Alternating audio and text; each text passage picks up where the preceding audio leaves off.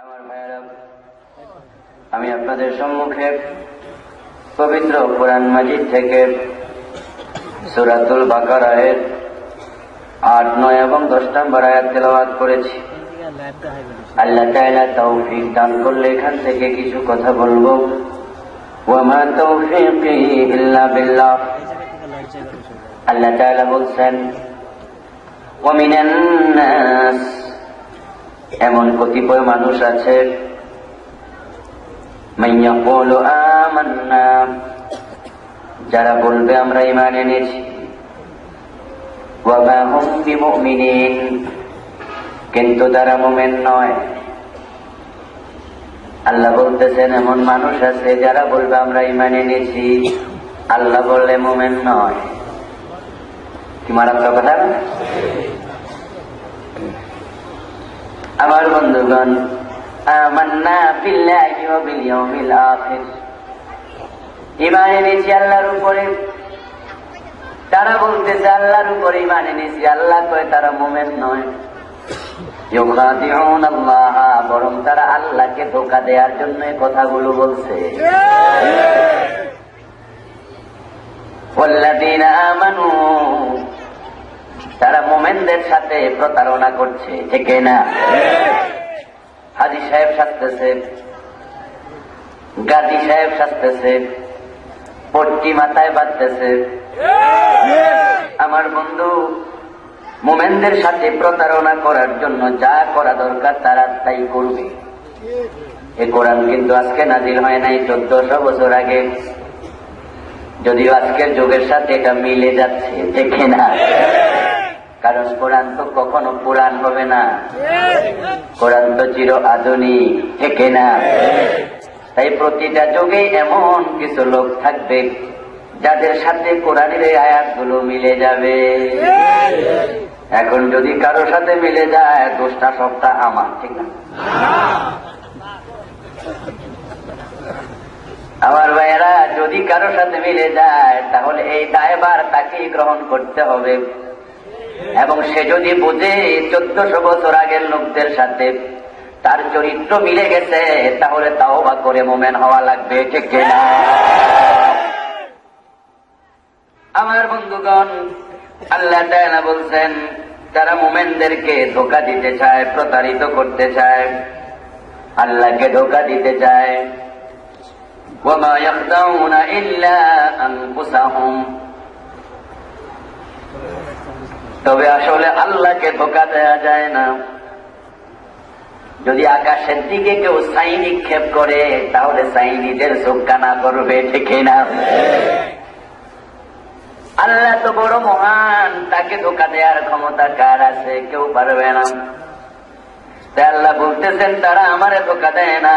ওয়া মা ইয়াখদাউনা ইল্লা আনফুসাহুম ওয়া মা ইয়াশউরুন, বরং তারা ধোঁকা দিচ্ছে না, তারা ধোঁকা নিজেরাই খাচ্ছে, কিন্তু টের পাবে না, ঠিক না? তারা নিজেরাই বুঝতে পারছে না কত বড় ধোঁকা তারা নিজেরাই খাচ্ছে। এখন তাদের সমস্যাটা কোথায়? আল্লাহ তাআলা এবার বলছেন সমস্যা হচ্ছে ফি কুলুবিহিম, তাদের অন্তরের মাঝে, ঠিক না? সমস্যা কোথায়? ঈমান থাকে কোথায়? আমার বন্ধু, ঈমান কোন চেহারায় থাকে না, মুখে থাকে না। যদি মুখে ঈমান থাকতো, কোন বোবা মুসলমান হইতে পারত না, ঠিক না? ঈমান হচ্ছে অন্তরের ব্যাপার। তাসদীক বিল জানান ফাকাত, অন্তরের বিশ্বাসের নাম হলো ঈমান। আর মুখ দিয়ে প্রকাশ করতে হবে দুনিয়ার মানুষের কাছে ঈমানদার হওয়ার জন্য। যদি মুখ দিয়ে প্রকাশ করার মতো অবস্থা না থাকে, যেমন বোবার মুখ দিয়ে প্রকাশ করার কোন অবস্থা নেই। তাই একজন বোবা মানুষ যদি দুনিয়ার অন্য কোন দেশে গিয়ে মারা যায়, বাংলাদেশের নাগরিক, ওই দেশের লোকেরা তাকে যদি মুসলমান মনে না করে জানাজা নাও দেয়, জানাজা ছাড়া যদিও কবরে চলে যায়, কোনো অসুবিধা নাই। অন্তরে ঈমান থাকলে আল্লাহর কাছে জান্নাত পেয়ে যাবে, ঠিক না? আর মুখে 1000 বার কালেমা পড়তেছে, কিন্তু আব্দুল্লাহ ইবনে উবাইর মতো অন্তরে ঈমান নাই, মুখের কালেমার একআনাও মূল্য নাই, ঠিক কিনা? ইন্নাল্লাহা লা ইয়ানজুরু ইলা সুওয়ারিকুম ওয়া আমওয়ালিকুম ওয়ালাকিন ইয়ানজুরু ইলা কুলুবিকুম ওয়া আমালিকুম। আল্লাহ চেহারার দিকে তাকান না, কত টাকা খরচ এই ব্যক্তির দান গরিবের হাতে পড়ার আগে আল্লাহ তাআলা নিজের ডান হাতে গ্রহণ করেন। সুবহানাল্লাহ। ইয়াতাকাব্বালুহু বিয়ামিনিহি, বুখারী শরীফের শব্দ, ইয়াতাকাব্বালুহু বিয়ামিনিহি, আল্লাহ নিজের ডান হাতে গ্রহণ করেন। সুবহানাল্লাহ। আর অন্তরে যদি বড় লোক বলবে, মানুষ আপনাকে দানবীর বলবে, সামনে নির্বাচন, ভোটের দরকার, তাই মসজিদে 1 লাখ টাকা দিয়ে দিলাম। আমার ভাইয়েরা মসজিদের জন্য দেয় নাই, মূলত মসজিদের মুসল্লিদের ভোট পাওয়ার জন্য দিছে। 1 লক্ষ নয়, কোটি টাকা দিলেন, আল্লাহ সেই টাকার দিকে ফিরেও তাকাবেন না। আর মন যদি ভালো থাকে, 1 টাকা দিলেও আল্লাহ ডান হাতে গ্রহণ করবেন, ঠিক কিনা? তাহলে আল্লাহ অর্থের দিকে তাকায় না, অন্তরের দিকে আগে তাকায়, তারপরে এবার এবাদত। আমার ভাইয়েরা, এখন ঈমান যেই কলবে থাকে, হৃদয়ে থাকে, আল্লাহ তাআলা বলছেন যে লোকগুলো নিজকে মুখে ঈমানদার বলবে কিন্তু মুমিন নয়, তাদের সমস্যাটা কোথায়? ফি কুলুবিহিম মারাদুন, তাদের রোগ ধরছে অন্তরের মাঝে। অন্তরের মাঝে দুনিয়ার ডাক্তার দেহের রোগ সারাতে পারে, অন্তরের রোগ সারানোর ক্ষমতা দুনিয়ার ডাক্তারদের নেই। ফাযাদাহুমুল্লাহু মারাদা, ওই লোকগুলো নিজেদেরকে বেশি চালাক মনে করে, বেশি চালাক মনে করে বন্ধু, তাই নিজেদেরকে বেশি চালাক মনে করে তারা মাহফিলে গিয়ে মারহাবা নেয় 1 লাখ টাকা দিয়া। মাহফিলে যে কয়জন আসছে সবাই খুশি হইয়া বলে, দেখো আমাদের নেতা ইসলামের জন্য কত দরদ। তাই মাহফিলের ভালো মানুষেরা তাকে ভোট দিয়া নেতা বানাবে। আবার যখন রুনা লায়লা হাজির হয়ে যায়, মমতাজ বেগম আসে, ওই গানেও তিনি 2 লাখ টাকা দিয়ে দেন, সেখানেও হাজির হইয়া ওই জালেম শয়তানদের ভোটের জন্য সেখানেও প্রচারী করেন, ঠিক কিনা? তার সুরত এখানে একটা, সেখানে আরেক।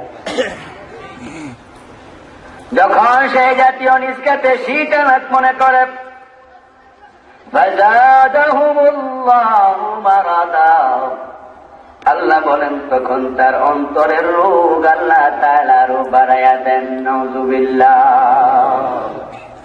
ওয়ালাহুম আযাবুন আলীমুম বিমা কানু ইয়াকযিবুন। চূড়ান্তরে জানি চালাকি করে দুনিয়ার মানুষকে বোকা বানাইয়া তুমি নেতা হয়ে যেতে পারো, কিন্তু মনে রেখো আল্লাহর কাছে তুমি ছাড়া পাবে না। ওয়ালাহুম আযাবুন আলীমুম, তোমার জন্য অতি কঠিন আযাব প্রস্তুত হয়ে আছে। নাউযুবিল্লাহ। আমার বন্ধুগণ, আয়াতের অনুবাদ বললাম, সাথে সংক্ষিপ্ত ব্যাখ্যা, যত সামান্য কিছু ব্যাখ্যা করলাম। মূলত আমি অনুবাদটাই বলেছি। অনুবাদ দেখে বোঝা যায় এখানে এমন কিছু লোকের আলোচনা হয়েছে যে লোকের চরিত্রের সাথে আমাদের চরিত্র কোনোদিন যেন না মিলে, আমাদের সতর্ক থাকা লাগবে, ঠিক কিনা? আমার ভাইয়েরা, কাউকে ছোট করার জন্য, হ্যাঁ করার জন্য আমরা মোটেও কথা বলবো না, বরং আমরা আত্মসমালোচনা করার জন্য কথা বলবো। আল্লাহ হাবিব বলেছেন, আল কাইয়িসু মান দানা নাফসাহু, আল কাইয়িসু মান দানা নাফসাহু ওয়া আমিলা লিমা বাদাল মাউত। দুনিয়ার মাঝে সবচেয়ে চালাক মানুষ হলো সে যে ব্যক্তি আত্মসমালোচনা করে নিজের দোষ নিজে নিজে ধরে। অন্যের দোষ খোঁজার জন্য আমরা বন্ধু মানুষের পিছনে লাগতে চাই না। কোরআনে নিষেধাজ্ঞা আছে, ওয়ালা তাজাসসু ওয়ালা ইয়াগতাব বা'দুকুম বা'দা। আল্লাহ তাআলা সূরা হুজুরাতে বলেছেন, ওয়ালা তাজাসসু, অন্যের দোষ খুঁজে বেড়ায়ও না। ওয়ালা ইয়াগতাব বা'দুকুম বা'দা, অন্যের পিছনে তার দোষ চর্চা করে গীবত করো না। তো আমরা অন্যের দোষ চর্চা করার জন্য কথা বলবো না, গীবত করার জন্য বলবো না, তবে আমরা আলোচনাগুলো করবো এই জন্য তাদের চরিত্র দিয়ে আমরা নিজেরা সতর্ক থাকবো, ওই রকম যেন আমরা না হয়ে যাই। তাই কোরআনে আল্লাহ ফেরাউনের আলোচনা করেছেন, আবু লাহাবের আলোচনা করেছেন, আছে না নাই? নাম ধরে ধরে আল্লাহ ফেরাউনের কথা বলছে, নাম ধরে আবু লাহাবের কথা বলছে। আল্লাহ গীবত করেন নাই, পরচর্চা করেন নাই, বরং তাদের নাম ধরে আল্লাহ বুঝাইছেন, ও মুমিনেরা তাদের মতো হইও না, ঠিক না?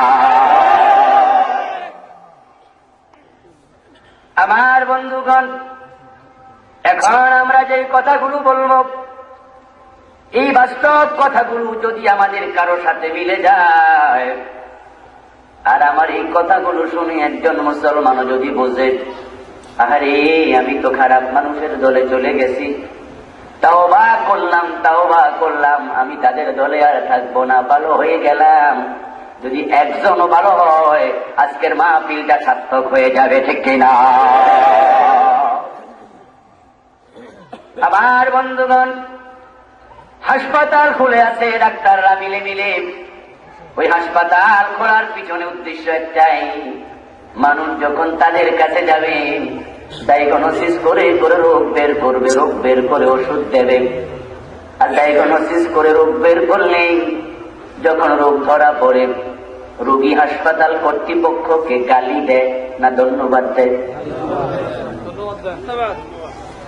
আমার বন্ধু, আমরা যারা রোগী ওষুধ খেতেছি কিন্তু রোগ বিমার সারতেছে না, তখন আমরা এলাকার ডাক্তারের ওষুধ খাওয়া বন্ধ করে হাসপাতালে যাই।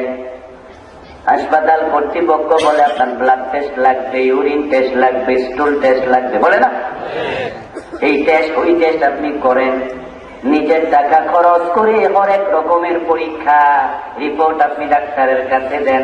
তখন ডাক্তার বলে, বন্ধু আপনার রক্তে একটু সমস্যা আছে, কোলেস্টেরল কমে গেছে, আপনার রক্তের মাঝে সুগার বেড়ে গেছে, বলে না? কথা কয় না আমার ভাইয়েরা? কথা কি শোনা যায় না? রাগ করছেন আমার সাথে? আমার ভাই, ডাক্তার যখন আপনার রিপোর্ট থেকে আপনার সমস্যা ডায়াগনোসিস করে ফাইন্ড আউট করে বের করে, ওই যখন রোগটা ধরা পড়ে, তখন আমরা রোগীরা খুশি হই, আলহামদুলিল্লাহ রোগ যেহেতু ধরা পড়ছে ওষুধও আছে, ঠিক না? লিকুল্লি দাইন দাওয়াউন, সকল রোগের ওষুধ আল্লাহ দিয়ে দিয়েছেন, সুবহানাল্লাহ। এখন ডাক্তার রোগ ধরায়া দিলে রোগী খুশি হয়। আপনারা যারা আমাদের কাছে আসছেন বন্ধু, এখানে কেউ দেহের রোগ নিয়ে আসেন নাই, কিন্তু যে কলবে ঈমান থাকে, আল্লাহ বলেছেন বিকুলুবিহিম মারাদুন, কিছু লোক আছে তাদের কলবের মাঝে রোগ ঢুকে গেছে। এখন আলেমদের কাছে এসে এসে ওই রোগগুলা ডায়াগনোসিস করে বাইর করা দরকার আছে না? না। কিন্তু দুর্ভাগ্যজনক কথা হলো, আমরা রোগ ধরাই দিলে আমরা রাজাকার কয়, বুঝেন নাই? এই হুজুরটা দেখছেন, এইগুলা কথা হলো, এগুলা কইল। উনি আসবেন আমাদের কথা বলে চলে যাবে, রোজার কথা বলে চলে যাবে, উনি ওই সমস্ত কয় কেন? হ্যাঁ, দেশ আমরা চালাবো, কেমনে চালাবো এটা আমরা বুঝবো, হুজুরটা দরকার কি? আমার বন্ধু, না না, এক সময় ছিল মোল্লার দৌড় মসজিদ পর্যন্ত, এখন বাংলাদেশের লোকেরা এই প্রবাদটাকে ডাস্টবিনে নিক্ষেপ করেছে, এখন আলেমদের দৌড় সংসদ ভবন পর্যন্ত পৌঁছে গেছে। তাই আলেমরা এখন শুধু মসজিদ নিয়ে আর থাকতে চায় না। যে মসজিদ আলেমরা কোরআন দিয়ে চালাচ্ছে, আলেমরা এখন চায় আল্লাহর কোরআন দিয়ে তারা সংসদ ভবনও চালাবে, বঙ্গভবন চালাবে, গণভবন চালাবে, আল্লাহর কোরআন দিয়ে হাইকোর্ট সুপ্রিম কোর্টও চালাবে, ঠিক না?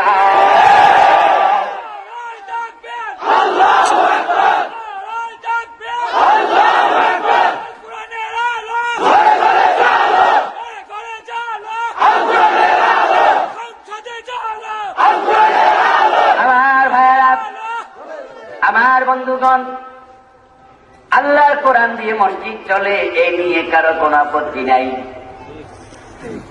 ওই কোরআন যদি সংসদ চালাইতে যায় তাহলে আপত্তি তুলবেন কেন? এই আপত্তি হিন্দু যদি তোলে তাহলে আমাদের বারণ থাকবে না, বৌদ্ধ যদি তোলে আমাদের নিষেধ থাকবে না, ইহুদি তুললে নিষেধ থাকবে না, খ্রিস্টান তুললে নিষেধ থাকবে না।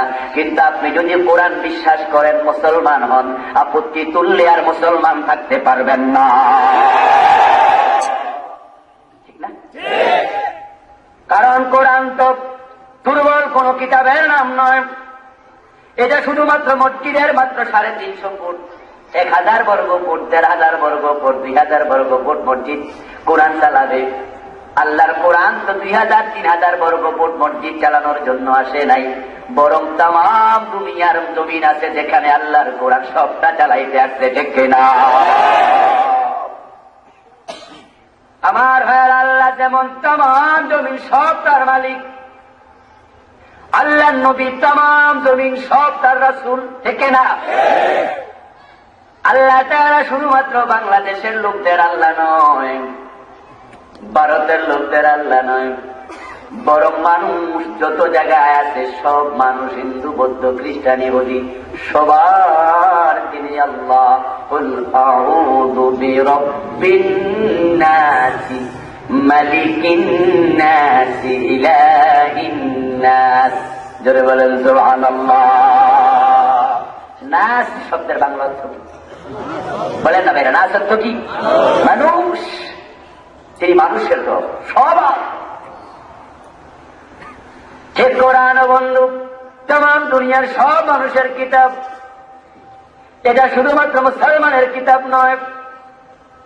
আল্লাহ তাআলা পবিত্র কোরআনে এটা বলেছেন, হুদাল লিন-নাস ওয়া বায়্যিনাতিম মিনাল হুদা ওয়াল ফুরকান। যারা বলেন সুবহানাল্লাহ। হুদাল লিন-নাস, নাস অর্থ কি? বলেন নাস অর্থ কি? কুল আউযু বিরাব্বিন নাস। আল্লাহ হচ্ছে মানুষের রব, কোরআন সব মানুষের কিতাব, বলেন সুবহানাল্লাহ। বিশ্ব নবী শুধুমাত্র মুসলমানের নবী নাকি? আল্লাহ তাআলা পবিত্র কোরআনে বলেছেন, কুল ইয়া আইয়ুহান নাসু ইন্নী রাসূলুল্লাহি ইলাইকুম জামিআ। সুবহানাল্লাহ। এটা জিকির করুন, লা ইলাহা ইল্লাল্লাহ, লা ইলাহা ইল্লাল্লাহ, লা এখন যেহেতু এই কোরআন পুরা জমিনের জন্য এসেছে, বিশ্ব মানবতার জন্য এসেছে, সুতরাং কোরআন শুধু মসজিদ চালাবে না, কোরআন তাম জমিন সবটাকে চালাবে।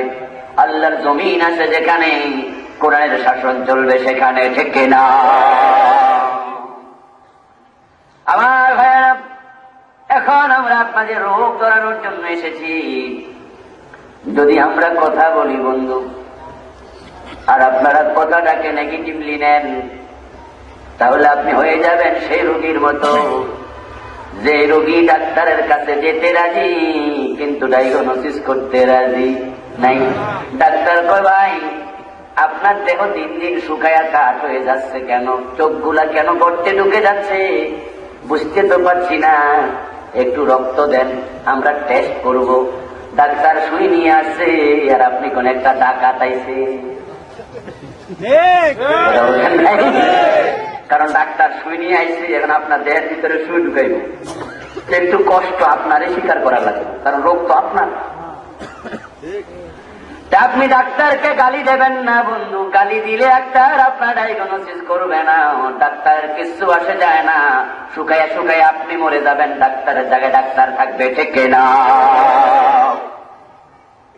আমরা আলেমরা আপনাদের কাছে আসি, আপনারা অনেক কষ্ট করে টাকা খরচ করে, পয়সা খরচ করে তারপরে আলেমদেরকে দাওয়াত দেন, অ্যারেঞ্জমেন্ট করেন।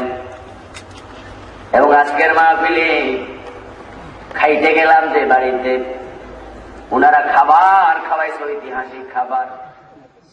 এখানে ডিসকাউন্টের কোন সিস্টেম নাই, দামি জিনিস, ইমান বড় দামি জিনিস, বিনিময় হলো জান্নাত, থেকে না?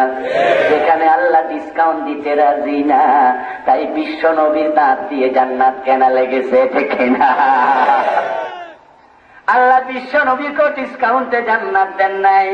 কি আজীব ব্যাপার, কি আজীব ব্যাপার। আল্লাহ হযরত জাকারিয়াকে ডিসকাউন্টে জান্নাত দেন নাই, ইব্রাহিম নবীকে দেন নাই, মূসা নবীকে দেন নাই, নূহ নবীকে দেন নাই, লূত নবীকে দেন নাই, সালেহ নবীকে দেন নাই। নবীদের জীবনী পড়েন, অসংখ্য নবীকে করাত দিয়া 2 টুকরা করা হয়েছে, ঠিক না? ডিসকাউন্টে জান্নাত আল্লাহ দেয় না। এত দামি জিনিসের কিসে ডিসকাউন্ট মিয়া? এই জন্য রাসূল বলছেন, আশাদ্দুন নাস বালাআন আল আম্বিয়া সুম্মাল আমসালু ফাল আমসালু। এই জান্নাত পেতে গিয়ে নবীদেরকে সবচেয়ে বেশি কষ্ট স্বীকার করা লেগেছে। তাদের পথে চলবে যারা, মুসিবতে পড়বে তারা। সুবহানাল্লাহ। এখন মুসিবত দেখে আপনি ভয় পায়েন না, বরং মুসিবত দেখে আপনি মনে মনে খুশি হন যে আপনার মুসিবতের প্রমাণ করে আপনার রাস্তার নবীদের রাস্তা মিলে গেছে, ঠিক না? কিন্তু অনেকে আছে বন্ধু, শুধু জীবনে ডিসকাউন্ট আর ডিসকাউন্ট। যেখানে দিনের দাওয়াত দিতে যায় সেখানে হালুয়া রুটি খায়, ঠিক না? ওনাদের বিশাল মাহফিল, আইসা প্রশাসনের লোকেরা কি সুন্দর করে তত্ত্বাবধান করে, কত বড় মজমাম, সেখানে ওয়াচ টাওয়ার বানায়াম, অনুবীক্ষণ দূরবীক্ষণ যন্ত্র দিয়া কি নিরাপত্তার ব্যবস্থা, 3 স্তরের নিরাপত্তা, 4 স্তরের নিরাপত্তা, হেলিকপ্টারের নিরাপত্তা, বিনা পয়সা বিদ্যুৎ, বিনা পয়সায় পানি। ওয়াজ করতেছে, কোনো ঝামেলা নাই, জিকিরি ফিকিরে চলেন, কোনো আওয়াজ নাই, কি মজা, কোনো টেনশন নাই। বোমা পুরানোর সাহস কার? পুলিশ দেখলে তো গুলি কইরা মাইরা লাইব, কি নিরাপত্তা। আবার আরেকজন কোরআনের কথা বলার কারণে ফাঁসি দেওয়ার প্রিপারেশন চলছে, ঠিক না? কি আজীব, কি আজীব ব্যাপার। আমার কথা বলতে দাও। কি আজীব ব্যাপার, একজন কোরআনের কথা বলাতে তারে ফাঁসি দেয়, আরেকজনকে নিরাপত্তা দেয়। আপনাকে আমাকে খুঁজে বের করতে হবে কারণটা কোথায়। বিশ্ব নবীর দাঁত ভাঙ্গা ফেলে, আমির হামজার কলিজাটা ছিঁড়ে ফেলে, ইমাম হুসাইনের কল্লাটা কাইটা ফেলে, জাকারিয়া নবীকে করাত দিয়ে 2 টুকরা করে, ইব্রাহিম নবীকে আগুনে ফেলে দেয়, মূসা নবীকে দেশ থেকে বের করে দেয়। এই হচ্ছে নবীদের জীবনের ইতিহাস। খাব্বাবের পিছনে আগুনের সেকা দেয়, হযরত বেলালের গলায় রশি লাগায়া টানে, হযরত আম্মারকে পিটায়া পিটায়া রোদের মাঝে দাঁড়া করায়া রাখে। বিশ্ব নবী যাচ্ছেন ইয়াসিরের পরিবারের পাশ দিয়া, দেখতে পাচ্ছেন রোদের মাঝে মা বাবা সন্তান সবগুলাকে দাঁড়া করায়া এমন ভাবে মারতেছে, মায়ের সামনে সন্তানকে ল্যাংটা করে, সন্তানের সামনে মাকে অর্ধলঙ্গ করে। আল্লাহর হাবিব পাশ দিয়া যাচ্ছেন, সহযোগিতা করার মতো কোনো ক্ষমতা মক্কায় নবী নাই। বিশ্বনবী সান্ত্বনা দিয়ে বললেন, সবরান ইয়া আলা ইয়াসার, ইন্না মাওয়াদাকুমুল জান্নাহ। ওই ইয়াসিরের পরিবারের লোকেরা ধৈর্য ধরো, সাহায্য করার ক্ষমতা নবী মুহাম্মাদের মক্কায় নাই, তবে আমি ওয়াদা করে যাচ্ছি তোমাদের জন্য আল্লাহর জান্নাত অপেক্ষা করছে।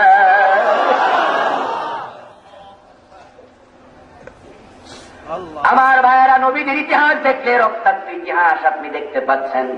আপনি স্বীকার করেন, হ্যাঁ হুজুর নবীর দাঁত ভাঙছে। আচ্ছা, আপনারা কি শোনেন নাই? কথা কয় না? নবীর দাঁত ভাঙছে, আপনারা শোনেন নাই?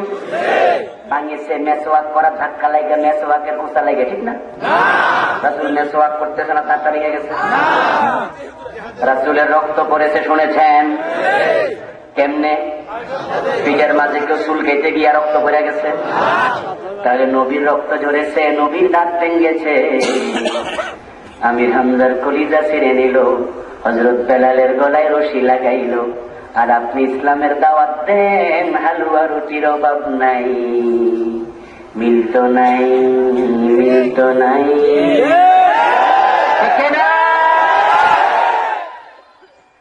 হ্যাঁ বন্ধু, আমি বলেছি কাউকে খোঁচা দেওয়ার জন্য কথা বলছি না, আত্মসমালোচনা যেন আপনি বুঝতে পারেন বন্ধু, যেন আপনার দিদিকে না রাখায়। যদি আপনি এখান থেকে বগুড়া রওনা দেন, ওই যে রাস্তা চলে গেছে পাইপেল দিয়া বগুড়ার দিকে গেছে না, যদি আপনি বগুড়া যান, তাহলে আপনার সামনে যমুনা ব্রিজ পড়তেই হবে। যদি যমুনা ব্রিজ না পড়ে তাহলে আপনাকে ড্রাইভারকে জিজ্ঞাসা করে দেওয়া উচিত, ও মিয়া তুমি কি ভুলে সিলেটের রাস্তায় ঢুকে গেছো নাকি, ঠিক না? আমার বন্ধু, নবীদের রাস্তায় চলতে গিয়া আপনি জান্নাতের মূল্য দেবেন না, এখানে তো ডিসকাউন্টের কোনো ব্যবস্থাই নাই। আল্লাহ নবীদেরকেও ডিসকাউন্ট দেয় নাই, বরং আল্লাহর বক্তব্য কোরআন থেকে শোনেন, আমার সাথে পড়েন। ওয়ালানাবলুওয়ান্নাকুম বিশাইইম মিনাল খাউফি ওয়াল জু'i ওয়া নাকসিম মিনাল আমওয়ালি ওয়াল আনফুসি ওয়াস সামারাত। বলেন সুবহানাল্লাহ। কোরআন শরীফ আছে না নাই? ভাইরা বলেন, কোরআন শরীফ আছে না নাই? এখানে অসংখ্য আলেম আছেন, যারা আলেম না তারাও আলেমদের কথা, যেহেতু আলেমরা আছেন, আমি একটু ছোট মোটো আলেম, শুনবেন। যারা আলেম না কান দিয়ে দিল দিয়ে শোনেন, শুনে আপনি আপনার মুরব্বিকে কি প্রশ্ন করবেন, যদি এই কথাটা কোরআনে থাকে এটার বাস্তবায়ন আমাদের জীবনে নাই, কারণটা কি? আমার ভাইয়ারা, এই যে আমার হাতে একটা কাগজ, যদি আমি এখানে পানি লেখি এটা ভিজবে না, যদি আগুন লেখি এটা পুড়বে না, কিন্তু বাস্তব আগুন হলে লেখা লাগবে না, লাগাইতে লাগাইতে পড়া শুরু হবে, ঠিক না? বাস্তব পানি হলে লেখা লাগবে না, লাগাইলে ভিজতে শুরু হয়ে যাবে। বাস্তব ইমানের রাস্তায় যারা চলে নবীদের মতো মাইর খাইতে আর দেরি লাগে না। দেখেন নাই 5 মে শাপলা চত্বরে কেমনে খাইছেন? আমার ভাইয়েরা 13 দফা দাবি নিয়েছিলেন, ওই 13 দফা দাবির মাঝে রাষ্ট্র ইসলামের আলোকে চালাও, ওই দাবিটা কিন্তু ছিল না। ওই 13 দফা দাবির মাঝে ছিল সংবিধানে আল্লাহর উপর আস্থা বিশ্বাস সংযোজন করো, মেয়েদের বোরকা পরে বের হতে হবে, বোরকার আইন করো, এই জাতীয় দাবিগুলা ছিল। কিন্তু সবচেয়ে বড় দাবি যেটা, লা ইলাহা ইল্লাল্লাহ, আল্লাহ ছাড়া কাউকে মানি না, ইনিল হুকমু ইল্লা লিল্লাহ, আল্লাহ ছাড়া কারো আইন নাই, আলা লাহুল খালকু ওয়াল আমরু, সৃষ্টির আইন তার। ওই ছোট ছোট 13 দাবি কইরা গুলি খাইলেন, আর বড় দাবি লইয়া সামনে দায়া দেখেন কেমনে পাখি দেয়া শুরু করে। কথা বুঝেন নাই?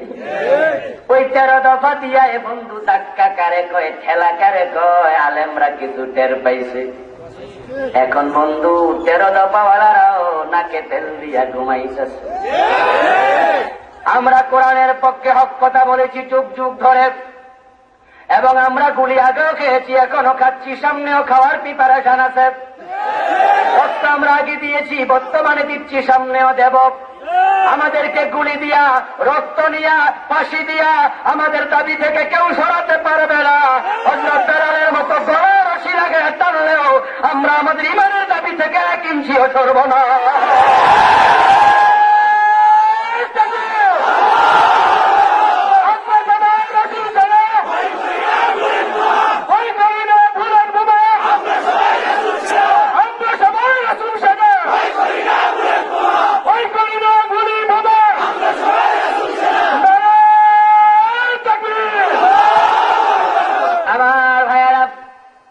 এই যে ভয় করেন না বুলেট বোমায়, কথা যেন হেঁচা হয়, মিছা যেন না হয়। আবু বকর সিদ্দিক বলেছিলেন, ইয়া রাসূলুল্লাহ, কাফেররা তো এসে গেছে, আমরা যে গুহার মাঝে লুকাইলাম, বিশ্বনবী গুহায় লুকাইছেন, ভয়ে নয়, ভয়ে নয়, বরং এটা আল্লাহর ইশারা ছিল, ঠিক না? কারণ তিনি যদি ভয়ে লুকাতেন তাহলে লা তাহজান এই শব্দটা ওনার মুখে আর মানাইতো না। আবু বকর বলতেছে, ইয়া রাসূলুল্লাহ, আমরা তো গুহায় লুকাইলাম, কিন্তু কাফেররা এসে গেছে, পায়ের দিকে তাকাইলে আমাদের চেহারা দেখে ফেলবে। আল্লাহর নবী হযরত আবু বকর সিদ্দিককে ওই দিন প্রবোধ দিলেন, সাহস দিয়ে বলছিলেন, লা তাহজান ইন্নাল্লাহ মা'ানা। জোরে বলেন সুবহানাল্লাহ। আবু বকর দুশ্চিন্তা করো না, আল্লাহ আমাদের সাথে আছেন, ঠিক না? ঠিক আমরা যারা এখন বলতেছি ভয় করি না বুলেট বোমা, এই চিন্তা নিয়ে বলা লাগবে, হিংস্রতার জন্য নয়, নয়, সহিংসতার জন্য নয়, বরং আমাদের চিন্তা হবে আমরা আল্লাহর কোরআনকে বাংলার জমিনে কায়েম করার জন্য উঁচু পাহাড়ের চূড়ার মতো মাথা উঁচু করে সামনে যাব। আমাদের বুক ঝাঁঝরা করে দিও, আমাদেরকে কোরআনের আইনের দাবি থেকে সরানো যাবে না। বুঝেন নাই কথা? আমার ভাইয়েরা, যারা আমরা প্রকৃত অর্থে মুমিন হব তাদেরকে ডিসকাউন্টের আশা করা লাভ নেই। জান্নাতে তো দামি, আল্লাহ রাসূলের নাতিরে ডিসকাউন্ট দেয় না। ঠিক না? ঠিক না? ইমাম হুসাইন রাসূলের নাতি না? আল্লাহ নবী উনার গলার মাঝে কত চুমু খাইছেন। আর আল্লাহ চাইলে কি উনারে সেখানে শহীদ না করে আল্লাহ বেহেশত দিয়ে দিতে পারত না? পারতেন তো আল্লাহ। কিন্তু আল্লাহ রাসূলের নাতিকে সিলেক্ট করলেন কেন? অন্য কত সাহাবী একজন নিয়ে গেলে তো পারতেন।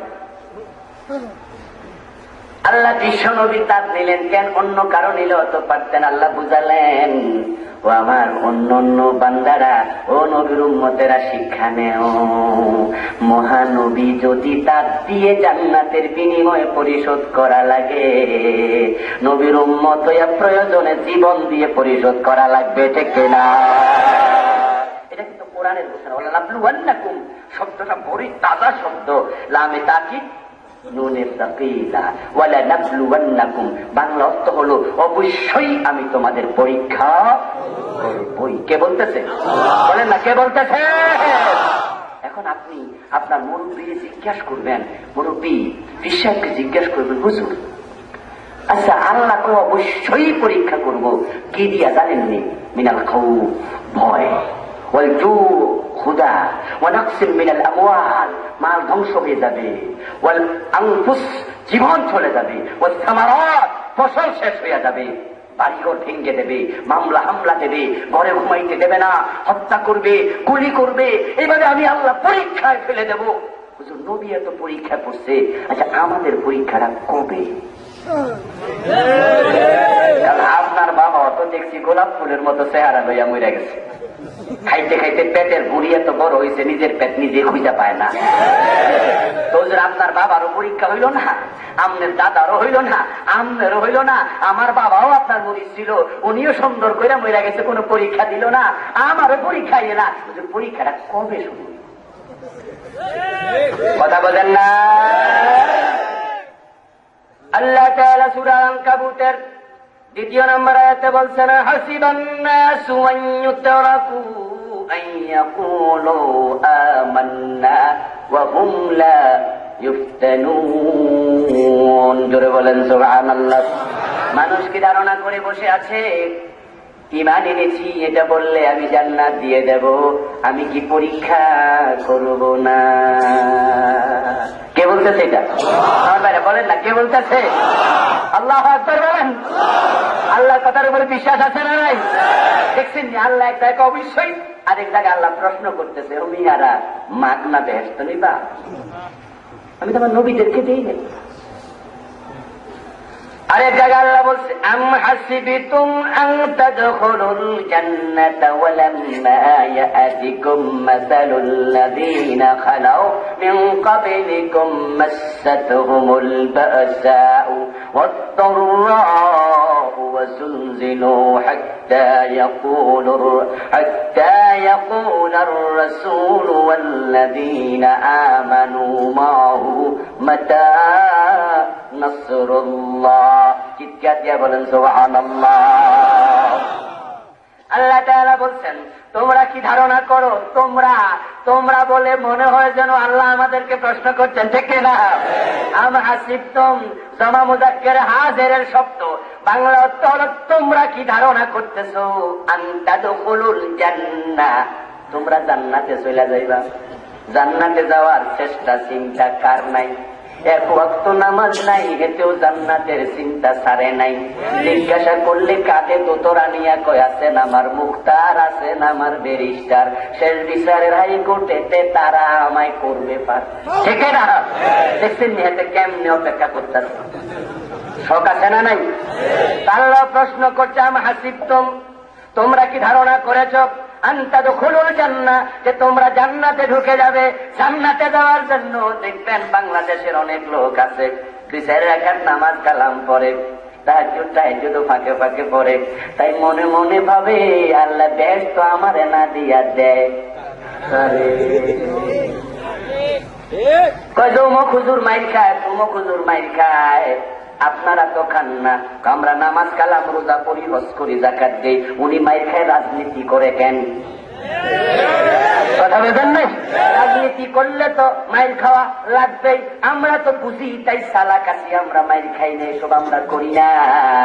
বিশ্বনবী প্রেসিডেন্ট ছিলেন মদিনার 10 বছর, আবু বকর, ওমর, ওসমান, আলী 30 বছর, রাসূল এবং সাহাবাদের 40 বছর উনি বাদ দিয়া জান্নাতে যাইতে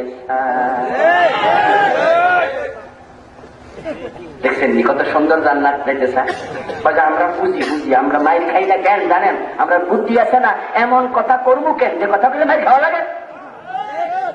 এটার নাম দিছে হিকমত। এটার নাম কি দিছে? কোরআনে দলিল দেয়। আল্লাহ তো বলছে হিকমতের সাথে দাওয়াত দেও।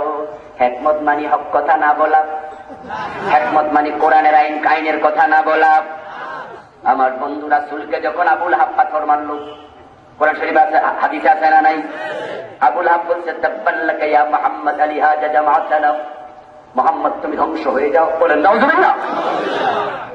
আল্লাহর হাবিবকে যখন আবু লাহাব পাথর মারল, মক্কার পরিবেশ বড় থমথমে, বেলালের গলায় রশি লাগায় টানতেছে, আম্মারকে রোদে দাঁড়ায় পিটাচ্ছে, আল্লাহর নবীকে পাথর মারতেছে। ওই কঠিন অবস্থায় আল্লাহ আয়াত নাযিল করলেন, তাব্বাত ইয়াদা আবি লাহাবিন ওয়া তাব্বা। একটুকু শেষ নেয়ার পরে কি আছে? মা আগনাউ আনহু মাল, আছে না সামনে?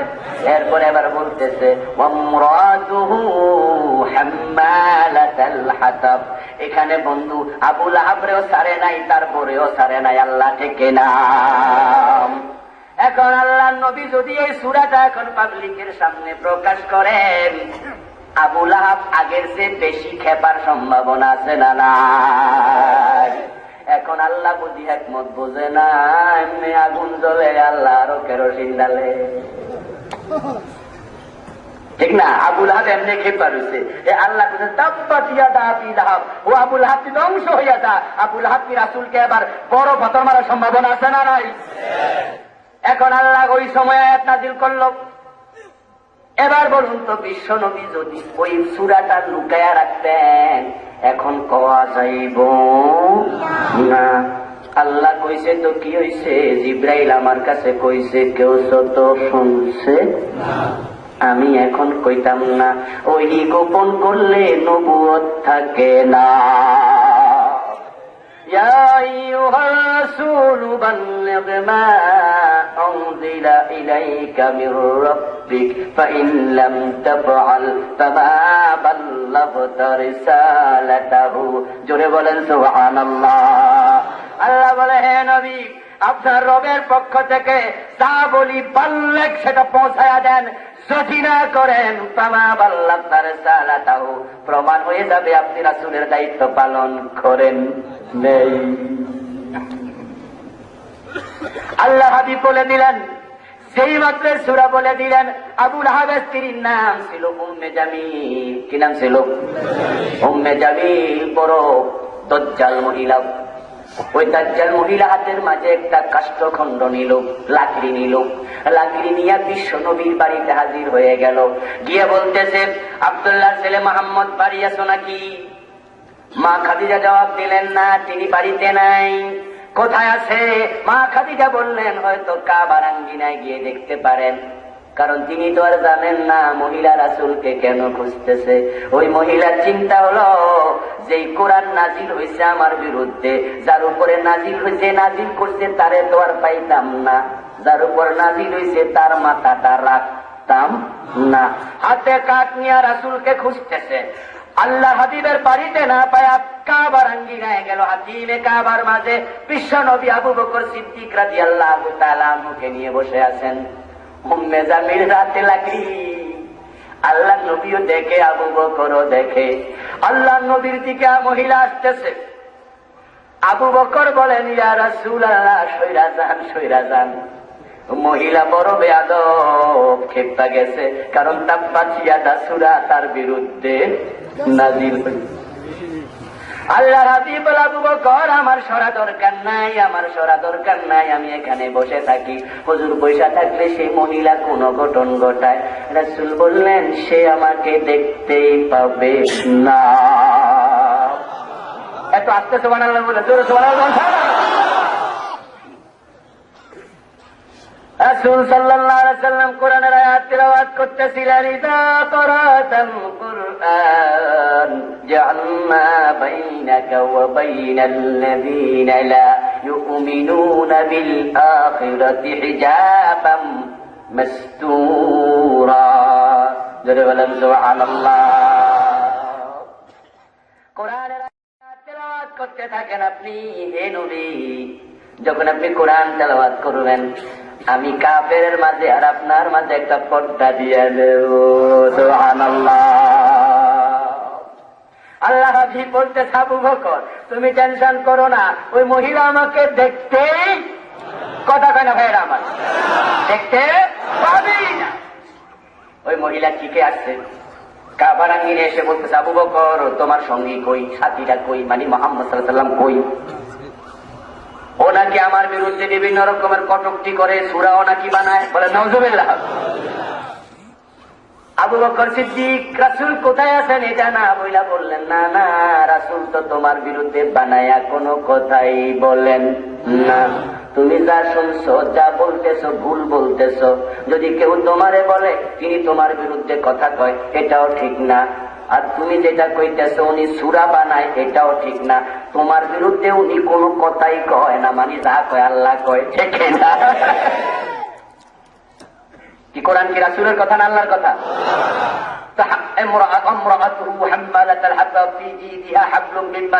এটা কি রাসূলের কথা না আল্লাহর কথা? আবু বকর সুন্দর করে বুঝে দিলেন, না উনি তোমার বিরুদ্ধে কিছু করে না। ওই মহিলা বন্ধু চলে গেল। এখন আমি আপনাদেরকে বলতে চাচ্ছিলাম, রাসূল সাল্লাল্লাহু আলাইহি সাল্লাম যদি জান্নাতে বিনিময় দিয়া, দাঁত দিয়া, রক্ত দিয়া কিনে, নবীর সাহাবারা কিনে, এখন ওই পরীক্ষা আমাদেরও হতে পারে। আম হাসিবতুম আন তাদখুলুল জান্নাহ, আল্লাহ বলেন তোমরা কি ধারণা করেছো সস্তায় জান্নাতে চলে যাবে? জান্নাতে যাবেন ভালো কথা, আশা থাকা ভালো, অতি আশা ভালো না। আল ঈমানু বাইনাল খাউফি ওয়ার রাজা। রাসূল সাহাবী হযরত উসমান কবরের পাশে দাঁড়িয়ে চোখের পানিতে জমিন ভিজে যেত, ঠিক না?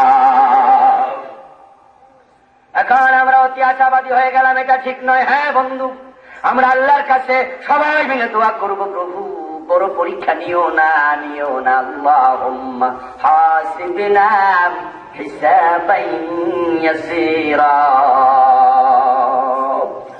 আল্লাহ সহজে জান্নাত দিয়ে দিও, কিন্তু আপনাদের কাছে আমার বন্ধু একটি জিজ্ঞাসা এবং আপনাদের কাছে আমার পক্ষ থেকে উপস্থাপনা, দিক নির্দেশনা। যদি ভালো রেজাল্ট করার চিন্তা ছাত্রের মাথায় থাকে, তাহলে সিলেবাসের মাঝে সহজ প্রশ্ন, কঠিন প্রশ্ন যা আছে সব পড়া উচিত। কারণ প্রশ্ন যদি কঠিন হয় তাহলে না পড়লে ফেল করার সম্ভাবনা আছে না নাই? তাই শুধু সহজ গুলা বলবেন। আমাদের দেশে ওয়াজ হয়েছে, এখন জিকির করেন সুবহানাল্লাহ, এক দুনিয়া ভৈরা যাইব। আপনি মানুষের উপকার করেন, কুত্তারে পানি খাওয়ায় পেটি বেহেশত পাইয়া গেছে, আপনি পাইবেন না কেন? বুঝেন নাই? ও বন্ধু, সোজা সোজা বেহেশতে সহজ সহজ প্রশ্ন শিখাইয়া দিচ্ছে। এখন আল্লাহ তো সবার জন্য সহজ প্রশ্ন দেন না। তাই দেখা যাচ্ছে হযরত হুসাইনকে তিনি কঠিন প্রশ্নের মুখোমুখি করলেন, হযরত ইউসুফকে সহজে জান্নাত দিলেন। ইউসুফ নবীকে আমরা দেখি কারাগার থেকে বাদশা বানায়া দিছে। আবার ইমাম হুসাইনকে মসজিদে নববীর মিম্বার থেকে কারবালার মাঠে নিয়ে কল্লা কাইটা ফেলছে। এখন আল্লাহ কার জন্য কি প্রশ্ন করেন তিনি ভালো জানেন। আমরা ভালো ছাত্র হিসাবে সহজ পরীক্ষা, কঠিন পরীক্ষা, সব পরীক্ষা পাস করার জন্য প্রস্তুত থাকা লাগবে, ঠিক না? তাহলে আমরা হব মুমিন। এখন ছিলেন মুমিন, ছিলেন কাফের। এবার মাঝখানে মূল আলোচনা হলো মুনাফেক। এটাই আমার প্রতিপাদ্য। বিরক্ত হচ্ছেন না তো আমার বন্ধু? এই মুনাফেক এখন আমরা চিনব, কিন্তু মনে রাখবেন হিন্দুদের মাঝে কোনো মুনাফেক নাই, বৌদ্ধদের মাঝে কোনো মুনাফিক নাই, ইহুদির মাঝে কোনো মুনাফিক নাই, কাফেরের মাঝে কোনো মুনাফিক নাই। যত মুনাফিক সব মুসলমানের ভিতরে। বলেন নাউযুবিল্লাহ। মুনাফিক হওয়ার জন্য কালেমা পড়া শর্ত। যে কালেমা পড়ে নাই সে হলো কাফের, ঠিক না? যে কালেমা পড়েছে, কালেমাতে অটল থেকেছে, কখনো কালেমার বিরুদ্ধে যায় না, সে হলো মুমিন। আর যে কালেমা পইরা আবার সুবিধা পাইলে বাহির হইয়া যায়, সে হলো মুনাফিক, ঠিক না? এখন আমাদের দেশে কালেমার উপরে টিকে থাকার লোকের বড় অভাব। আমার বন্ধুগণ, মুনাফিকের কিছু আলামত আল্লাহ কোরআনে বলেছেন। তার মাঝে একটা আলামত হলো যারা মুনাফিক হয় তারা আল্লাহর আইন মানতে রাজি হয় না। ইযা দুউ ইলাল্লাহি ওয়া রাসূলিহি লিয়াহকুমা বাইনাহুম, যখন আল্লাহর হুকুম করার জন্য তাদেরকে ডাকা হয়, ইযা তারিকুম মিনহুম মুরিদুন। নামাজ পড়বেন, কথা বলেন, নামাজ পড়বেন? নামাজ পড়বেন না? কে কে হাত তোলা দেন? পাবেন না। সারা পৃথিবীতে 150 কোটি মুসলমান, 150 কোটি এক জায়গায় জমা করা হয়। নামাজ কে কে পড়বেন না? একজন হাত তোলা যাবে না। যে বেনামাজি এত পড়া উচিত, একমত, কোন দ্বিমত পাবেন না। নামাজ পড়বেন কয় হুজুর? হুজুর সারাদিন নামাজের ওয়াজ করেন, কোন অসুবিধা নেই। রোজার ওয়াজ করতেছেন, কোন অসুবিধা নাই। ইযা দুউ ইলাল্লাহ ওয়া রাসূলিহি, যখন আল্লাহর বিধানের দিকে ডাকবে, লিয়াহকুমা বাইনাহুম, নামাজ রোজার জন্য নয়, এই কোরআন দিয়া দেশ চালানোর জন্য, হুকুম করার জন্য, হুকুম মানি আইন, ঠিক না? যখন বলবে শুধু নামাজ না, শুধু রোজা না, এই কোরআন দিয়া চোরের হাত কাটার আইন করা লাগবে, ঠিক না? নামাজ পড়া বলেছেন কে? আমার ভাইয়েরা জোরে বলেন না, কে? চোরের হাত কাটো বলেছেন কে? রোজা রাখো বলেছেন কে? আজান হলে দোকান বন্ধ করো বলেছেন কে? হজ করো বলেছেন কে? পর্দা করো বলেছেন কে? এখন এবার হাজী সাহেব বাংলাদেশে আমরা পাইয়া গেলাম এমন কয়েকজন হজ করতে গেছে, হজ করে আইছে, কিন্তু পদ্মার কথা বলার কারণে ওস্তাদুল আসাতেজা বিশ্ববিখ্যাত আলেম আহমদ শফি হুজুরকে তেতুল হুজুর বলে গালি দিয়েছে, ঠিক না? আমার ভাইয়েরা নিজে হজ করলো, আবার পর্দার কথা বলাতে আলেমকে তেতুল হুজুর বলল। লক্ষ্য করুন, আল্লাহ বলেছে নামাজ পড়ো, সেটা আমরা মানলাম। আল্লাহ বলে চোরের হাত কাটো, আমরা এটা রাজনীতির আইন, এটা আমরা জানি না, বুঝি না। তাই দেখবেন বন্ধু, নামাজের ওয়াজ করে, চোরের হাত কাটার ওয়াজ করে না, ঠিক না? রোজার ওয়াজ করে, মদ খাইলে আসিবেত লাগানোর ওয়াজ করে না, যাকাতের ওয়াজ করে, পর্দার আইন কায়েম করা লাগবে ওয়াজ করে না। এই ওয়াজগুলা না করার কারণে তারা বড় আরামে দিনের দাওয়াত দিচ্ছে। পীর সাহেব হুজুরের বিশাল পুরুষ মুবারক, গরুর অভাব নাই, ঠিক না? গরু নিয়া নিয়া হাজির হয়, পীর সাহেবের দাড়িও নাই, মোছো নাই। আমার বন্ধু, বলার দায়িত্ব আমাদের, বুঝার দায়িত্ব আপনাদের। আল্লাহ বুঝার তৌফিক দান করুক, বলেন আমিন। আপনার লোক, আপনার পীর দাড়ি রাখে না, সুন্নাহ মানে না, আজিব পীর, আজিব পীর। ইমাম বুখারী রাহিমাহুল্লাহ নাম শুনেছেন? ইমাম বুখারী রাহিমাহুল্লাহ বিশ্ববিখ্যাত মুহাদ্দিস। হাদিস সংগ্রহ করার জন্য নিজের উটে চড়ে কয়েকশো মাইল দূরে এক উস্তাদের বাড়িতে গেলেন। তিনি খবর পেয়েছেন হাদিস খানা অমুক উস্তাদের কাছ থেকে শুনেছে লোকজন। উনি আবার শোনা কথায় কান দেয় না, উনি সরাসরি যাচাই করে। সুবহানাল্লাহ ভাইয়েরা আমার, তুমি সে ওস্তাদের কাছে শুনছো, সে ওস্তাদ যদি মরে যেত তাহলে একটা কথা ছিল আমি পাইতাম না। উনি বেঁচে আছে? বলে হ্যাঁ। কোথায় আছে? বলে অমুক জায়গায় কয়েকশো মাইল দূরে। অনেক কষ্ট করে উট নিয়ে দিনের পর দিন পরিশ্রম করে উস্তাদের বাড়িতে হাজির হলেন। হাজির হয়ে বাড়িতে গিয়ে দেখেন উস্তাদ নাই। লোকজনকে জিজ্ঞাসা করলেন হুজুর কই? লোকজন বলল হুজুর মাঠের মাঝে বকরি চড়াচ্ছে, ছাগল আছে, ওঁট আছে, ওই ওঁট বকরিকে খাবার দিচ্ছে, যাও মাঠের মাঝে। ইমাম বুখারী রাহিমাহুল্লাহ বাড়ির পাশে মাঠে নামলেন, নেমে দেখেন ঠিকই একজন লোক, তার ওঁট হাত থেকে ছুটে গেছে।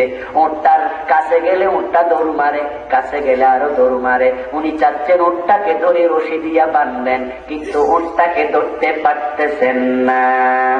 গায়ের মাঝে উনার চাদর, এক পর্যায়ে উনি চাদরটাকে এইভাবে ভাঁজ করলেন, ভাঁজ করে একটা হাত চাদরের ভিতরে ঢুকাইয়া ওঁটটাকে এবার ডাকতেছেন, মানে ওঁটকে বুঝাচ্ছে ওই ওঁট এই চাদরের মাঝে তোর জন্য খাবার আছে।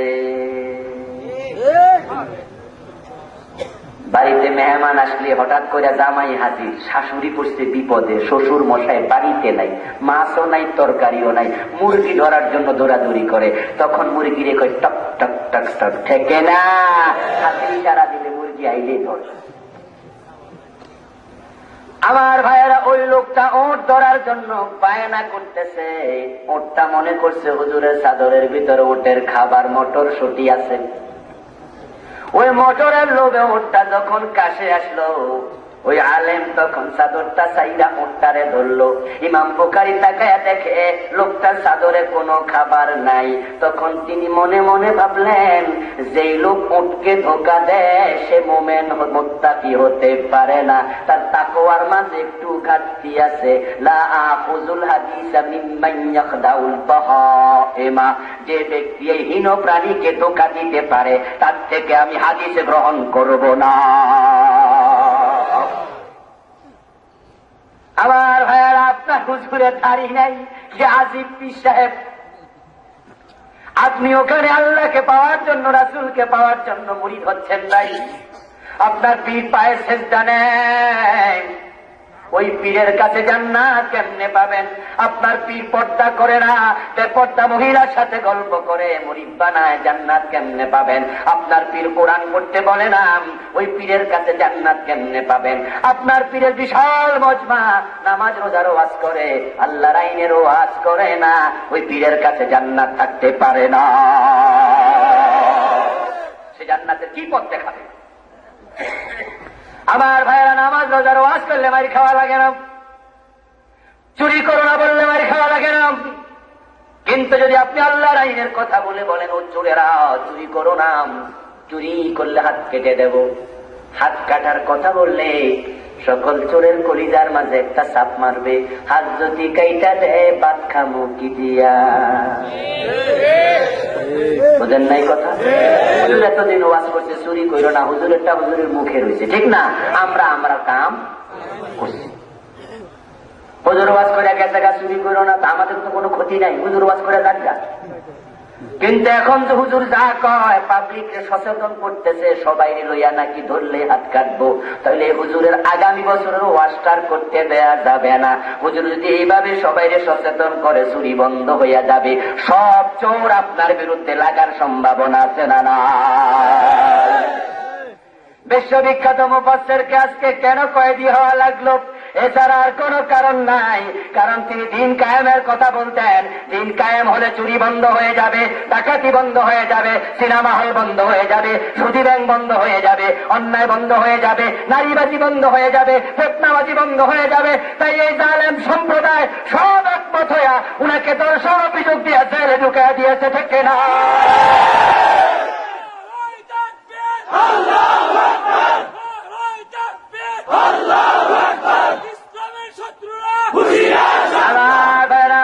আমার বন্ধুগণ, আপনাদের কাছে আমি একটা প্রশ্ন রাখি, রাগ করবেন না কেউ, আমি বলি আত্মসমালোচনার জন্য বলছি।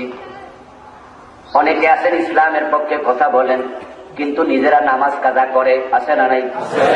ইসলামের পক্ষে কথা বলেন, একামতে দিনের কাজ করতেছেন, ইসলামের কর্মী, কিন্তু পর্দায় সমস্যা।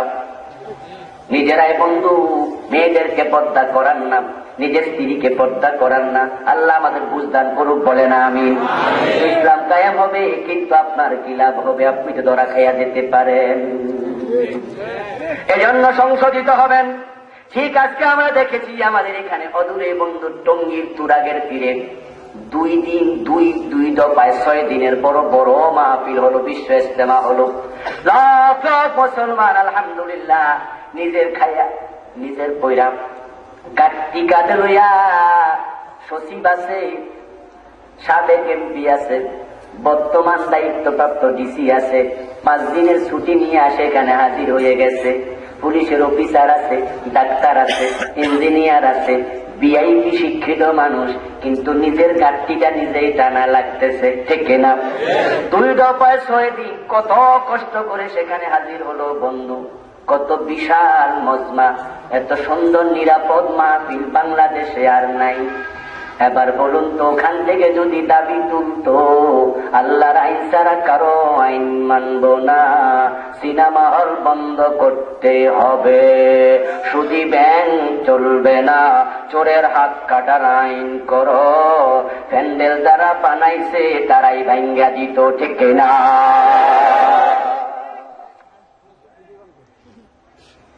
আমার ভাইয়েরা যারা সেখানে ওয়াজ টাওয়ার বানায় নিরাপত্তা দিতেছে, 5ই মে শাপলা চত্বরের মতো তারাই গুলি কইরা ধরে আসছেন না বেটা। তাহলে আপনি নিরাপদ থাকবেন কতক্ষণ? অর্ধেক ইসলাম মানবেন যতক্ষণ। পূর্ণ ইসলাম মানতে গেলে আল্লাহর জান্নাতে যেতে হলে জীবনের দাম দেয়া লাগতে পারে, ঠিক না? এখন যারা মুমিন তারা জীবনে আল্লাহর জান্নাতের মূল্য পরিশোধ করার নিয়তে সামনে আগানো লাগবে। কিন্তু যারা মুনাফিক তারা বন্ধু নামাজ রোজা মানতে রাজি।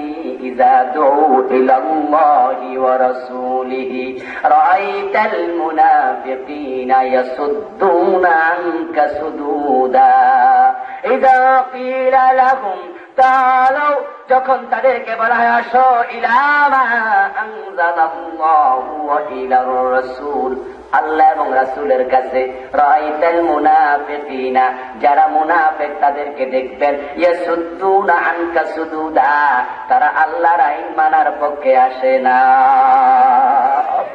এখন আপনারা আমার সামনে যারা আছেন, আল্লাহর জমিনে আল্লাহর আইন কায়েম হোক, এটা সবাই চান কিনা? বলেন ভাইরা আমার, চান কিনা? লজ্জা শরমে কেউ হাত তোলা দেবেন না।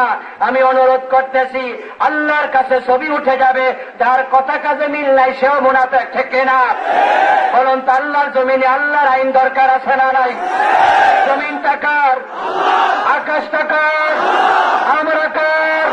আল্লাহর জমিনে আইন চলবে কার? যারা যারা অন্তরে বিশ্বাস করেন তারা হাত তোলেন, দেখে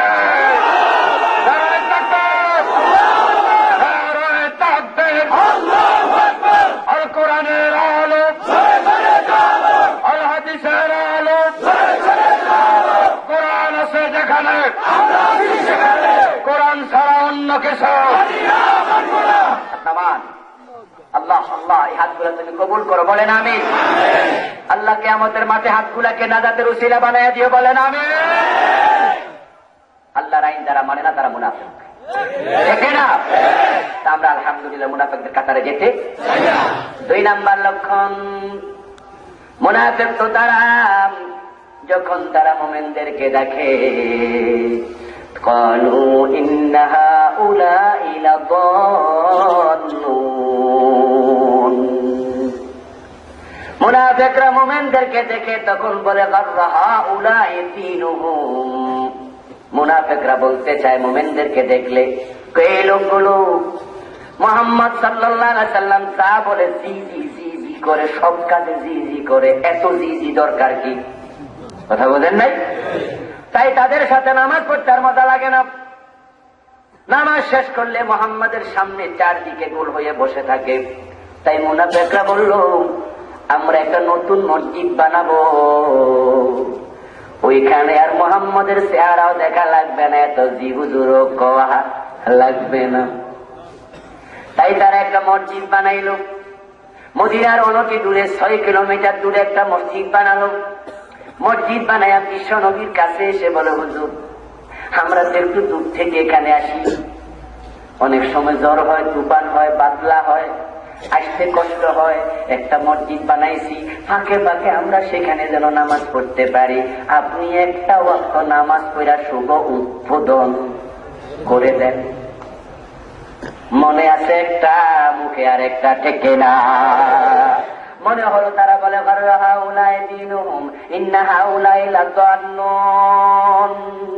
এই লোকগুলা মোহাম্মদকে এত তোয়াজ করে কেন, তাদের নাকি এটা ভালোই লাগে না।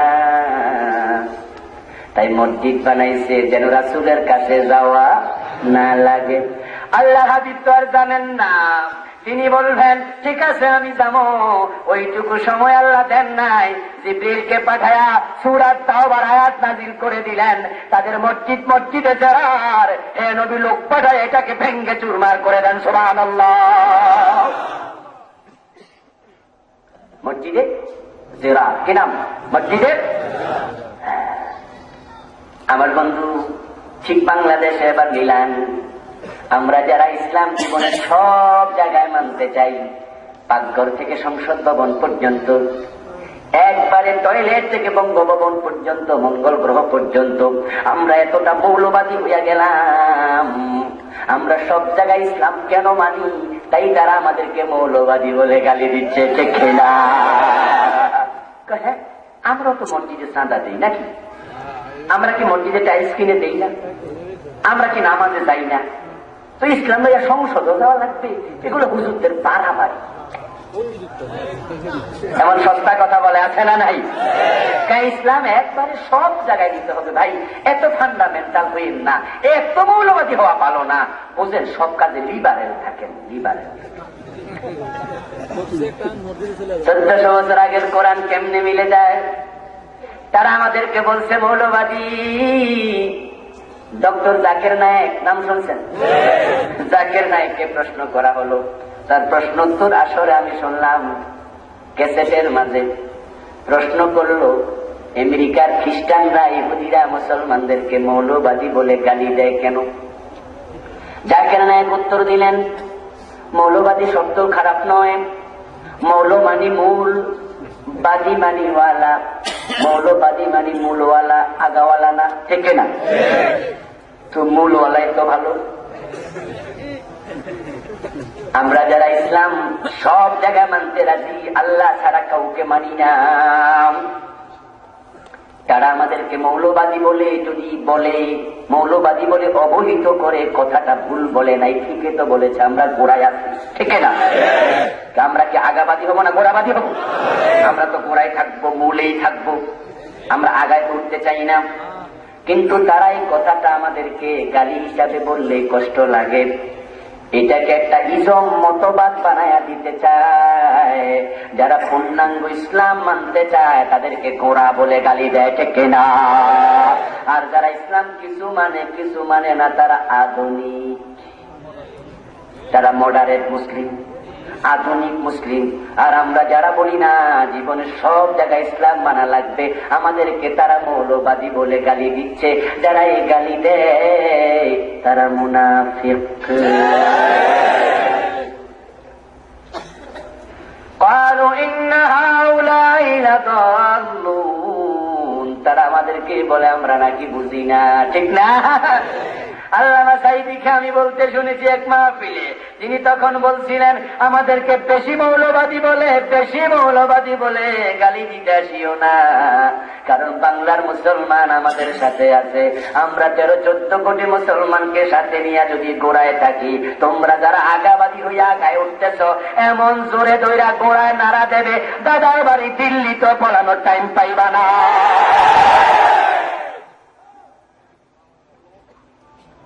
এরপরে মুসলমানদেরকে তারা যখন দেখে, তখন তারা মুসলমানদেরকে টিটকারি দিত, মুসলমানদেরকে হেও করত। ঠিক বর্তমানেও বন্ধু শুধুমাত্র দাড়ি রাখার কারণে ইউনিভার্সিটির প্রফেসরকেও মোল্লা বলে গালি দেয়। ঠিক না?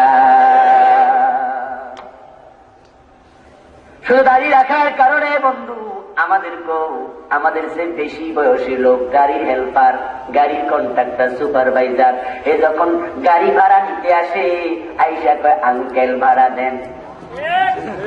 অথচ আমার বয়স 40, এদের বয়স 60, এ দাড়ি কামাইয়া আমার বাতিজা হয়েছে। কথা বলেন নাই? আর আপনি পাঞ্জাবি গায়ে পাইলে, টুপি মাথায় দেখলে হুজুর বইলা টিটকারি দেয়, ঠিক কিনা? আপনি গাড়ি তুষা দেখবেন যে মাঝখানে আপনি দাঁড়াইছেন, আপনি কারোর ডিস্টার্ব করেন না, তারপরও হেঁটে দেখবেন সামনে থেকে ওই হুজুর আপনি পিছিয়ে যান, ঠিক না? মানে হেঁটের যা আছে সব আপনার উপর দিয়ে চালাইছে, এগুলা মুনাফিক, ঠিক না?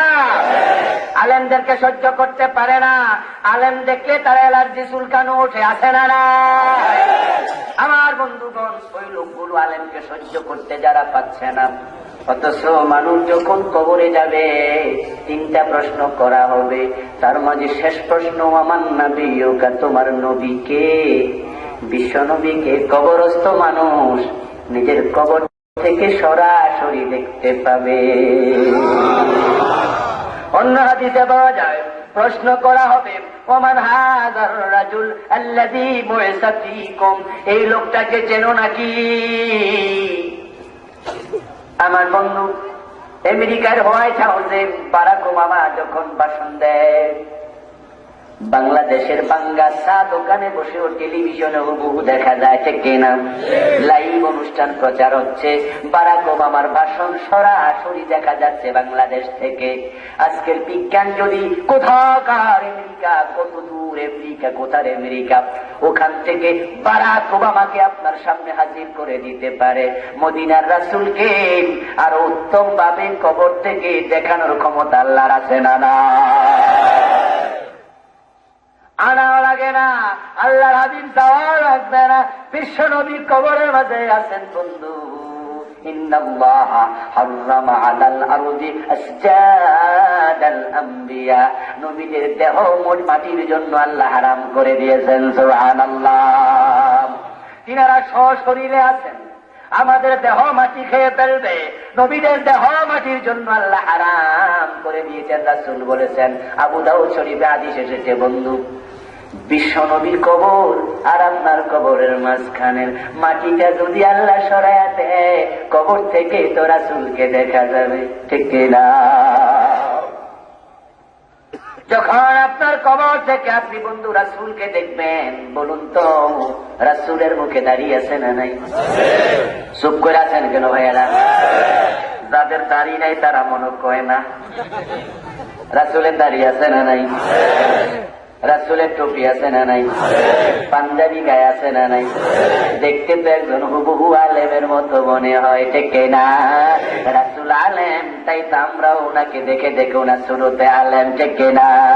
রাসূল তো বলেছেন, বুইস্তু মুআল্লিমা, আমি শিক্ষক হিসাবে প্রেরিত হয়েছি, ঠিক না?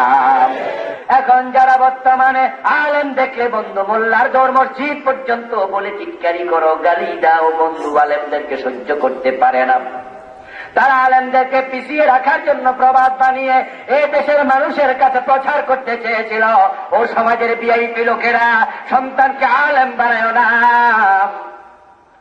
আলেম যদি বানাও তাহলে তোমার সন্তানের দৌড় মসজিদে গিয়ে শেষ হয়ে যাবে, জাতির কোনো কাজে লাগবে না, তাই সন্তানকে আলেম বানাইও না। আলহামদুলিল্লাহ, বাংলাদেশের মুসলমানেরা ওই প্রবাদ প্রত্যাখ্যান করে আলেমদেরকে সাপোর্ট করে তাদেরকে মসজিদের প্রথা ভেঙে মসজিদ থেকে সংসদে পৌঁছিয়ে দিয়েছে, ঠিক কিনা? যখন সংসদে পৌঁছায়া দিল, আমাদের মুফাসসিরকে আমরা দেখেছি, উনি যখন সংসদ ভবনে যেতেন মাথায় টুপি আছে না নাই? গায়ে যে পাঞ্জাবি, সাদা পাঞ্জাবিটার উপরে একটা পাগড়ি আছে না নাই? কি সুন্দর করে পাগড়িটা ঝুলে থাকতো। আমার বন্ধু, এ সুন্দর একবারে আশ্রানো দাড়িগুলো কত সুন্দর, টুপিটা কত সুন্দর, চেহারা কত সুন্দর, ওই মায়াবী দেহ নিয়ে সংসদে যেতেন একজন আলেম। যখন বক্তব্য দেয়া শুরু করতেন তখন স্পিকার 5 মিনিটের জায়গায় 3 মিনিট বাড়াইতো আরো নিজেই, ঠিক না? 3 মিনিট বাড়ায় পরে বলতো হুজুর আরো 2 মিনিট বলেন। আর বড় বড় পার্লামেন্টারিয়ান যারা 30 বছর ধরে 40 বছর ধরে স্বাধীনতার পর থেকে ফেল করে নাই, একাধারে পার্লামেন্ট মেম্বার হয়েছে, তাদেরকে টেলিভিশনের স্ক্রিনে আমরা দেখতাম। আল্লামা তখন বক্তৃতা দিতেন, গায়ের মাঝে হাত দিয়া, গালে হাত দিয়া বন্ধু বক্তৃতা শুনতেন। হয়তো তারা নিজকে বলতেন বক্তৃতা কারে কয় শিখে নে, ঠিক কিনা? যারা আলেমদেরকে বুঝাতো আলেমরা জাতির নাকি কোনো কাজে লাগে না, মসজিদ পর্যন্ত দৌড় নাকি শেষ হয়ে যাবে, এখন সেই আলেমেরা সংসদে গিয়া এমন ভাবে কথা বলছে, বাগা বাগা নেতারা পর্যন্ত গালে হাত দিয়া শুনতে বাধ্য হচ্ছে। প্রমাণ করে দিয়েছে যারা আলেম হয়, প্রকৃত কোরআনওয়ালা হয়, তারা শুধু মসজিদ চালায় না, তারা দেশ চালানোর যোগ্যতাও রাখে, ঠিক কিনা? এই আলেমরা যখন আগাচ্ছিল, আলেম বিদ্বেষী চক্রগুলো তখন ভাবলো বাংলাদেশের লোকদেরকে প্রবাদ দিয়া তো কোনো সবক দেয়া গেল না, তাই এখন পিছন থেকে জামা টেনে ধরার জন্য আলেমরা যাতে আর আগাইতে না পারে, তাই জঙ্গি বলে গালি দেয়া শুরু করেছে, ঠিক না? অথচ ভাইয়ারা আমার, আলেমরা জঙ্গি না, আলেমরা জঙ্গি না, আলেমরা জঙ্গি হতে পারে না। কারণ আমরা যারা কোরআনের কথা বলি, আমরাই হচ্ছি শান্তির পক্ষের অগ্র সৈনিক। আমরা আপনাদেরকে শিখাই বিনা প্রয়োজনে গাছের পাতাও ছিঁড়া যাবে না। আমরা কোরআন থেকে শিক্ষা নিয়ে বলি, মান কাতালা নাফসান বিগাইরি নাফসিন আও ফাসাদিন ফিল আরদ ফাকান্নামা কাতালান নাস জামিআ। বিনা অপরাধে যদি একজন মানুষকে কেউ হত্যা করে, তাহলে তামাম দুনিয়ার 700 কোটি মানুষ হত্যা করলে যত গুনাহ হবে, বিনা অপরাধে একজন মানলে তত গুনাহ হয়ে যাবে। আলেমরা বোমাবাজি করতে পারে না, আমরা আলেমরা বোমাবাজ নই, আমরা জঙ্গি নই, অসম্ভব অসম্ভব। যদি আমরা জঙ্গি হতাম, আলেমরা বোমা বানাতাম, তাহলে মাদ্রাসাগুলোতে ছাত্র ছাত্র মারামারি করলে বোমা ফুটতো, ছাত্র ছাত্র মরে যেত, শিক্ষকদের কক্ষে বোমা ফুটতো, শিক্ষকরা মরতো। কিন্তু তামাম বাংলাদেশ হাজার হাজার মাদ্রাসা আছে, আজ পর্যন্ত মাদ্রাসায় কোনো ছাত্র মারা যায় নাই, ঠিক কিনা? কোন শিক্ষক মারা যায় নাই। আমরা বন্ধু কেমনে জঙ্গি হলাম? ইউনিভার্সিটিগুলোতে গিয়া দেখেন, জাহাঙ্গীরনগর বিশ্ববিদ্যালয় আমাদের বাড়ির পাশে বন্ধু, কত লম্বা লম্বা তাও লইয়া দৌড়াদৌড়ি করতেছে ছাত্ররা। রাজশাহী বিশ্ববিদ্যালয়ে মাস দেড়েক আগে শিক্ষকরে জবাই করে ফেলে রাখছে, ঠিক কিনা? ইউনিভার্সিটি হলগুলো তল্লাশি করলে সেই পরিমাণ অস্ত্র পাওয়া যাবে, এক একটা ক্যান্টনমেন্টের মতো মনে হয়, ঠিক কিনা?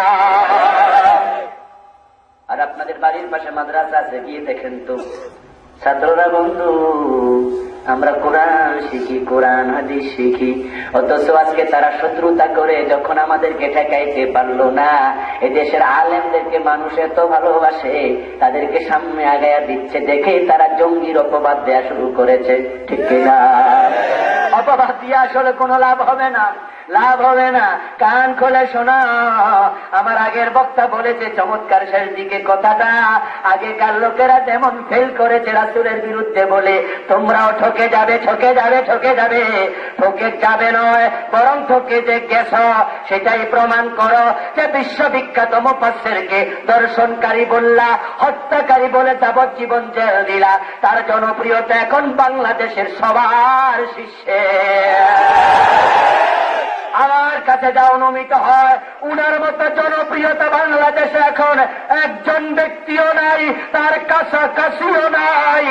একদিন মুক্তি দিয়া তাফসীর মাহফিল করে প্রমাণ করে দেখাও, সাহস থাকলে মুক্তি দাও, একটা তাফসীর মাহফিল করতে দাও, তার তাফসীর মাহফিলে 1 কোটির মতো লোক হাজির হয়ে যাবে, ঠিক না? ঠিক না?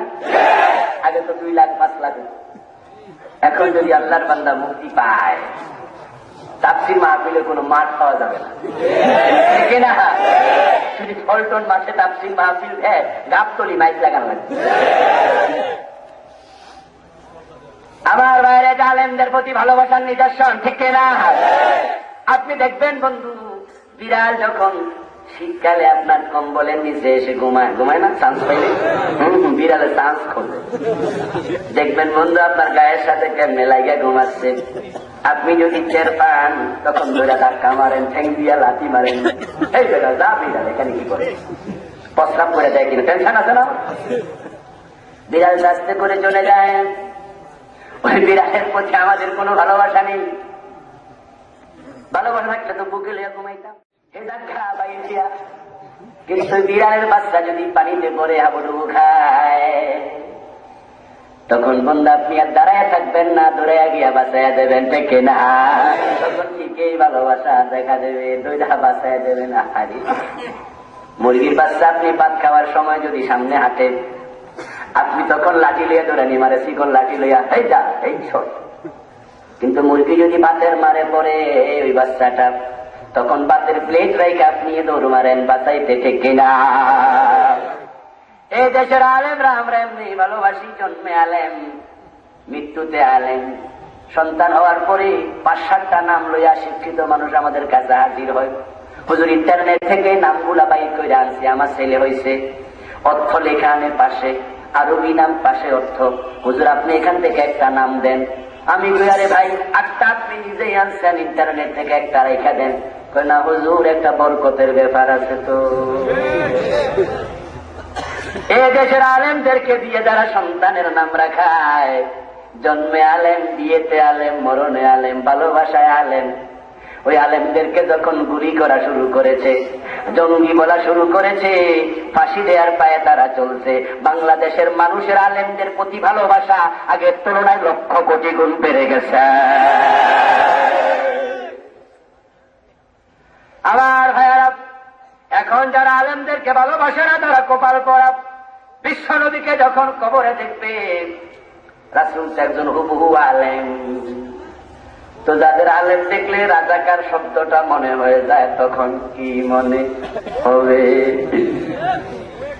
কপাল পড়া তারা, ঠিক কিনা? আর যারা আলেমকে ভালোবাসেন বন্ধু, আপনি মুমেন, আপনি মুমেন, আপনি মুমেন। আমার ভাইয়েরা, আলেমকে ভালোবাসুন, রাসূলকে ভালোবাসা হয়ে যাবে, ঠিক কিনা? কারণ আলেমরা সরাসরি নবীর ওয়ারিস, হাদিসে আছে না না? এখন আলেমদেরকে ভালোবাসা নিয়ে সামনে আগাতে হবে, কোরআনকে ভালোবাসতে হবে, নেফাকির পথ পরিহার করতে হবে, আল্লাহর জমিনে আল্লাহর কোরআনের রাজ কায়েমের কাজ করতে হবে। আলেমদের প্রতি মহব্বত বাড়ায়া আমরা আলেমদেরকে সামনে আগায়া নিতে চাই। আপনি আলেম হয়ে যান, আপনার সাথে আমি থাকবো, আমি আলেম হলে আপনি আমার সাথে থাকবেন। আর আমি তো মনে করি এখানে যারা আছেন আলেমের বাইরে একজনও নাই। কারণ যে সূরা ফাতিহা মুখস্থ পারে সে তো সূরা ফাতিহার আলেম, ঠিক না? কয়েকটা সূরা বেশি পারলে বড় আলেম, আরো বেশি পারলে আরো বড় আলেম। তা আমরা সবাই তো কোরআনের বাহক হয়ে গেলাম, ঠিক না? বাল্লিগু আন্নী ওয়ালাউ আয়াতান। তাহলে হাদিস মোতাবেক আপনি যা জানেন কোরআনের দাওয়াতটা অন্যের কাছে দেয়া দরকার আছে না নাই? এখন আমরা আল্লাহর কোরআনকে নিয়ে সামনে যেতে চাই। ইনশাআল্লাহ আগামী দিনের সূর্য যেমন উঠবে সত্য, বাংলার জমিনে কোরআনের রাজ আজ হোক আর কাল হোক কায়েম হবে, সেটা এমনই সত্য ইনশাআল্লাহ। হাজারো ষড়যন্ত্র করে যেহেতু আমাদের মুফাসসিরকে তারা শহীদ বানাতে পারে নাই, হত্যা করতে পারে নাই, আমার মনে হয়, আমার মন বলে ইসলামী বিপ্লবের নেতৃত্ব দেওয়ার দিকে আযীম সুলতানি والصلاة والسلام على سيدنا محمد وآله وأصحابه أجمعين رب ارحمهما كما ربياني صغيرا।